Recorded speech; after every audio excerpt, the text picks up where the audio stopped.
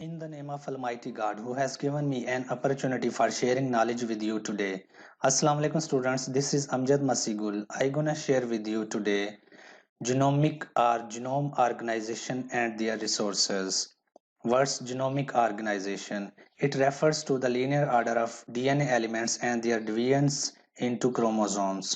Genomic organization क्या है कि हम किसी भी स्पीशीज के जीनोम को डिवीजन्स में तकसीम में हम उसको पार्ट्स में कन्वर्ट करते हैं और उसको स्टडी करते हैं स्टेप बाय स्टेप, उसको जीनोमिक ऑर्गेनाइजेशन कह देते हैं। फॉर एग्जांपल हमारे पास किसी भी स्पीशीज का न्यूक्लियस के अंदर जीनोम है, उस जीनोम में क्रोमोसोम्स हैं, क्रोमोसोम्स मुश्तमिल होते हैं डीएनए पे और डीएनए के अंदर थ्रेड लाइक स्ट्रक्चर है, वो न्यूक्लियोसोम पर मुश्तमिल है और उसके अंदर फिर हमारे पास जीन्स हैं और इसके अलावा न्यूक्लियोटाइड्स पर मुश्तमिल है वो।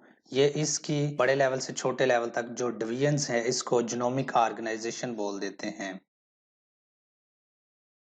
जीनोमिक ऑर्गेनाइजेशन के एम्स क्या हो सकते हैं?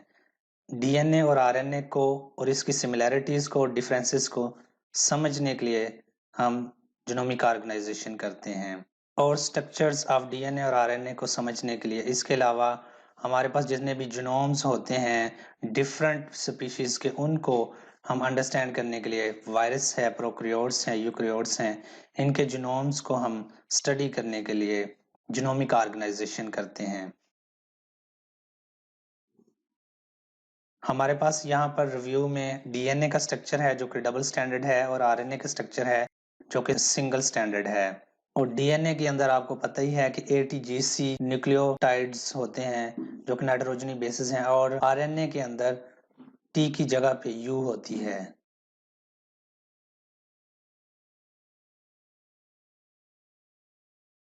What's difference between RNA and DNA? DNA में डीऑक्सीराइबोस शुगर होती है, आरएनए के अंदर राइबोस शुगर होती है। बेसिस होती हैं डीएनए में एटीजीसी और आरएनए में टी की जगह पे यू होती है। डीएनए डबल स्टैंडर्ड होता है, आरएनए सिंगल स्टैंडर्ड होता है। मोस्ट लाइफ जो अर्थ के ऊपर है उसके अंदर जो जेनेटिक मटेरियल है वो डीएनए है, लेकिन कुछ वायरसेस के अंदर आरएनए जेनेटिक मटेरियल है। एंजाइमेटिक नॉन एंजाइमेटिक होता है डीएनए, बट आरएनए कुछ एंजाइम भी होते हैं क्योंकि मोस्टली एंजाइम्स जो हैं वो प्रोटीन्स ही होते हैं, लेकिन कुछ एंजाइम्स आरएनए भी हो सकते हैं।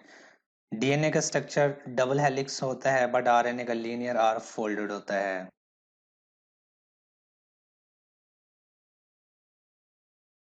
DNA structure forms A DNA 11 base pair पर टर्न होता है, इसमें डायमीटर इसका 2.2 नैनोमीटर होता है।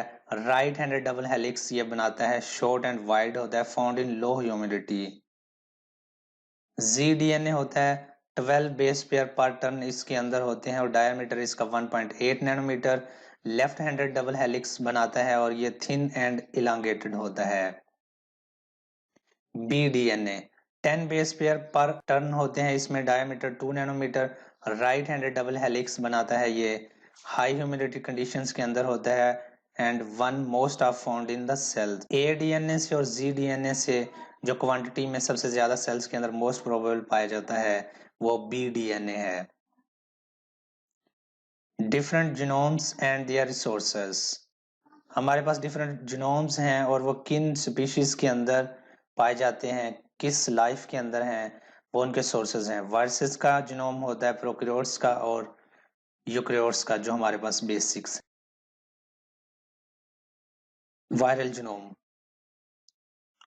वायरल जीनोम जो होता है वो सिंगल स्टैंडर्ड डीएनए हो सकता है, डबल स्टैंडर्ड डीएनए पर मुश्तमिल हो सकता है, सिंगल स्टैंडर्ड आरएनए हो सकता है या डबल स्टैंडर्ड आरएनए पर मुश्तमिल हो सकता है। ये सर्कुलर फॉर्म में हो सकता है या लीनियर फॉर्म में भी हो सकता है, बट इसकी जो ऑर्गेनाइजेशन होती है वेरी सिंपल है, यह बहुत कम्पैक्ट नहीं होता। वायरल जीनोम एक ही जीन पर मुश्तमिल हो सकता है जैसे प्रोकैरियोट्स का होता है, बैक्टीरिया वगैरह का, लेकिन कुछ केसेस में ये पीसेस के अंदर कट ऑफ भी हो सकता है, कुछ पीसेस के अंदर भी इसका जीनोम हो सकता है या एक से ज्यादा कॉपीज भी हो सकती हैं। और आरएनए वायरसेस जो होते हैं उनको रिट्रोवायरसेस कह देते हैं, जिनके अंदर आरएनए जेनेटिक मटेरियल है। इनका जो जेनेटिक मटेरियल है, जो जीनोम साइज है 2 KB से लेकर 2 MB तक होता है। No special organisation of the genome, इनके अंदर कोई स्पेशल ऑर्गेनाइजेशन या उसके लेवल्स नहीं हैं, जैसे कि हम यूकेरियोट्स के अंदर अभी आगे देखेंगे।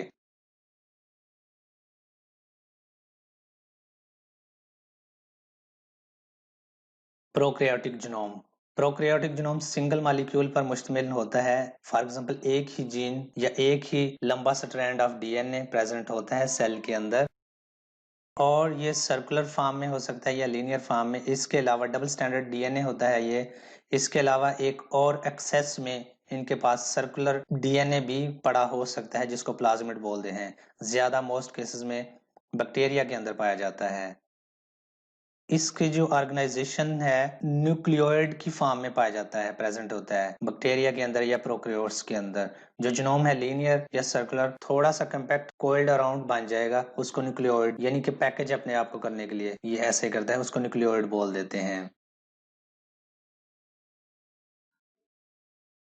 Loose and not surrounded by a membrane, ये न्यूक्लियस के अंदर प्रेजेंट नहीं होता, बल्कि साइटोप्लाज्म के अंदर ही ऐसे ही प्रेजेंट होता है। और ये सुपर कोइलिंग बनाता है, और फिर सुपर कोइलिंग से लूप्स बनते हैं, और बहुत सारे लूप्स आपस में मिलकर एक डोमेन बना देते हैं। अभी ये हमारे पास एक बैक्टीरिया की शेप है, उसके अंदर साइटोप्लाज्म के अंदर हमारे पास न्यूक्लियोइड क्रोमोसोम या जीनोम प्रेजेंट है इसका, पिंक कलर के अंदर, जो कि एक पैकेजिंग फॉर्म में वो बना हुआ है, इसलिए उसको न्यूक्लियोइड बोल देते हैं। और दूसरी तरफ हमारे पास ग्रीन कलर के अंदर एक एक्सेस में उसके पास सर्कुलर डीएनए पड़ा हुआ है, इसको प्लाज्मिड बोल देते हैं, जिसको हम एक्सट्रैक्ट करके अपनी बायोटेक्नोलॉजी के अंदर, जेनेटिक इंजीनियरिंग के अंदर हम इसको यूटिलाइज करते हैं। ये इसकी ऑर्गेनाइजेशन है प्रोकैरियोट्स की या प्रोकैरियोटिक जीनोम की। इसके अंदर अगर तो प्रोटीन के साथ डीएनए इंटरेक्ट है तो उसको न्यूक्लियोइड बोल देते हैं। जैसे कि वो थोड़ा सा कंपैक्ट होगा अपने आप को पैकेजिंग करने के लिए, तो वो न्यूक्लियोइड है। अगर वो न्यूक्लियोइड सुपर कोइलिंग आपस में करता है या फिर वो लूप्स बनाता है, तो वो आपस में फिर लूप्स मिल जाएंगी और वो लूप डोमेन बना देंगी, जैसा कि आपको डायग्राम में नजर आ रहा है। अगर तो रिलैक्स फॉर्म में उसका सर्कुलर क्रोमोसोम प्रेजेंट है तो वो इस तरह का नजर आएगा, लेकिन अगर वो सुपर कोइलिंग है या कंपैक्ट है तो वो फिर इस तरह का नजर आएगा। Eukaryotic genome, eukaryotic genome nucleus के अंदर प्रेजेंट होता है, इसके अलावा माइटोकॉन्ड्रिया के अंदर प्रेजेंट होता है, इसके अलावा क्लोरोप्लास्ट के अंदर प्रेजेंट होता है। और प्लांट्स के अंदर क्लोरोप्लास्ट मौजूद होता है, उसके अंदर थोड़ी क्वांटिटी में जीनोम प्रेजेंट होता है। बट एनिमल्स के अंदर माइटोकॉन्ड्रिया में थोड़ी क्वांटिटी में, एंड न्यूक्लियस के अंदर मोस्ट ज्यादातर जो जीनोम होता है।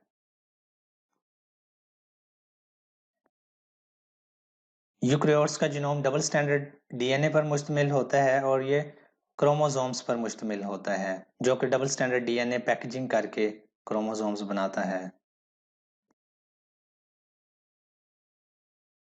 यूकेरियोटिक जीनोम जो है मेटाफेज के अंदर हमें क्रोमोसोम्स नजर आते हैं, जबकि सेल डिवीजन के अंदर जब सेल ने डिवीजन करनी होती है और उसका क्रोमोसोम भी हेरिडिटरी के जरिए कॉपीज बनाकर रेप्लिकेट हो रहा होता है, तो उस वक्त फिर हमें ये क्रोमोसोम्स नजर आते हैं माइक्रोस्कोप के अंदर। और सारे क्रोमोसोम की जब हम स्टडी करते हैं तो इसको कैरियोटाइप बोल देते हैं। फिर प्लॉइडी क्या होता है, ये number of set of chromosomes होते हैं, कि एक ही किस्म के कितने क्रोमोसोम हैं इस स्पीशीज के अंदर। ये हमारे पास कैरियोटाइप की डायग्राम है। एक ही स्पीशीज के अंदर जितने भी क्रोमोसोम्स होते हैं उसकी स्टडी को अंडर माइक्रोस्कोप कैरियोटाइप बोल देते हैं। प्लॉइडी की ये डायग्राम है।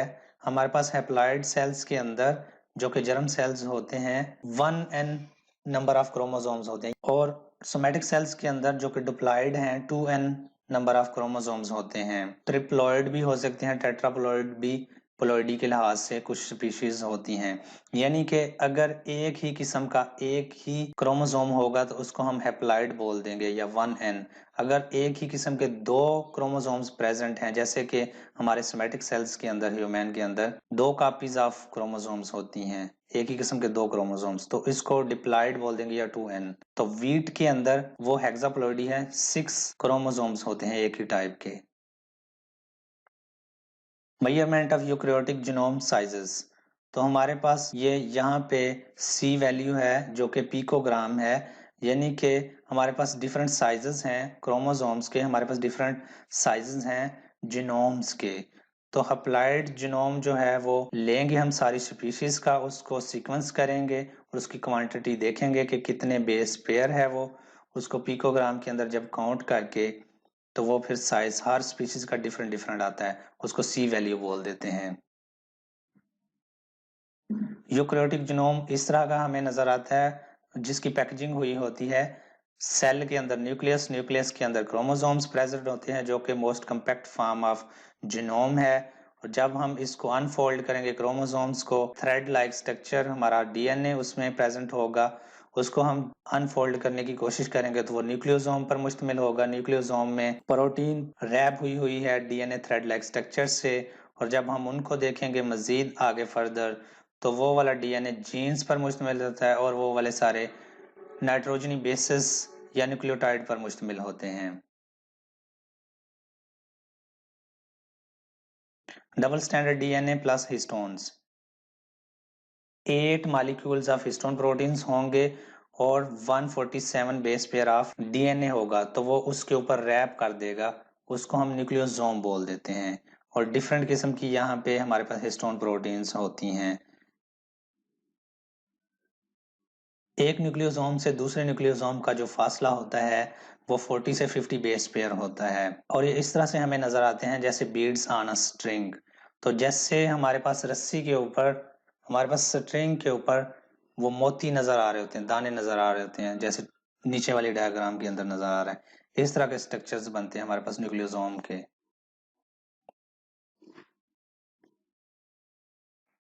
तो हमारे पास एक जो न्यूक्लियोसोम होता है उसका जो साइज है 10 नैनोमीटर होता है, और ये जो आपस में बाइंड करते हैं ये 40 से 50 बेस पेयर के फासले पे ये आपस में प्रेजेंट होते हैं। और ये न्यूक्लियोसोम्स जो होते हैं ये बीड्स 8 हिस्टोन मॉलिक्यूल्स प्लस 147 या 146 बेस पेयर्स ऑफ डीएनए पर मुश्तमिल होते हैं।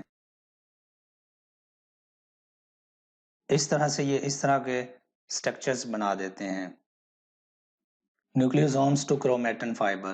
Nucleosomes condense to form the solenoid or 30 nanometre fibre. फिर न्यूक्लियोसोम्स जो हैं वो आपस में मिलते हैं, वो क्रोमेटिन फाइबर बना देते हैं। क्रोमेटिन फाइबर जो है वो 30 नैनोमीटर का उसका डायग्राम होता है। फिर जो हमारे पास 30 नैनोमीटर डायमीटर का फाइबर होता है उसके अंदर हर जो न्यूक्लियोसोम है उसका साइज 10 नैनोमीटर है, लेकिन उसके अंदर 8 जो हिस्टोन प्रोटीन्स कोइल अराउंड हैं 147 base pair of thread like structure DNA से, तो वो जब सब आपस में मिलकर एक स्ट्रक्चर बनाते हैं उसको क्रोमेटिन फाइबर बोल देते हैं। फिर क्रोमेटिन फाइबर जो है वो पैकेजिंग करता है यूक्रोमेटिन के अंदर या हेड्रोक्रोमेटिन के अंदर। यूक्रोमेटिन क्या होता है और हेड्रोक्रोमेटिन क्या होता है? अगर तो बड़ा कंपैक्ट फॉर्म के अंदर ये क्रोमेटिन फाइबर जो है या क्रोमोसोम्स जो है या जीनोम जो है वो कंपैक्ट फॉर्म के अंदर वो अपने आप को कोइल अराउंड कर लेता है, तो इसको हेड्रोक्रोमेटिन बोल देंगे। क्योंकि ये वाला फिर सेल साइकिल के अंदर भी अनफोल्ड नहीं होगा, आगे हेरिडिटरी के अंदर भी इसके जो पार्ट्स हैं वो पार्टिसिपेट्स नहीं करेंगे, ये कंपैक्ट फॉर्म में ही रहेगा।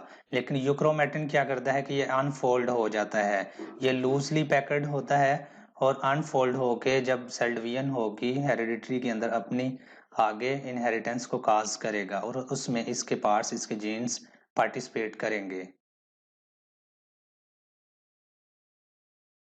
Chromosome formation. The genome in its most condensed form is represented by chromosomes. जब ये क्रोमेटिन फाइबर जो है मोस्ट कम्पैक्ट फॉर्म में यूक्रोमेटिन एंड हेड्रोक्रोमेटिन फॉर्म में आ जाएंगे तो वो एक कम्पैक्ट फॉर्म क्रोमोसोम्स की बना देते हैं, और ये क्रोमोसोम्स हमारे पास न्यूक्लियस के अंदर प्रेजेंट होते हैं। फिर क्रोमोसोम का स्ट्रक्चर कैसा होता है? क्रोमोसोम्स के सेंटर के अंदर जो पॉइंट होता है उसको सेंट्रोमियर बोल देते हैं, और इसके 2 आर्म्स होते हैं उसको पी और क्यू आर्म्स बोल देते हैं।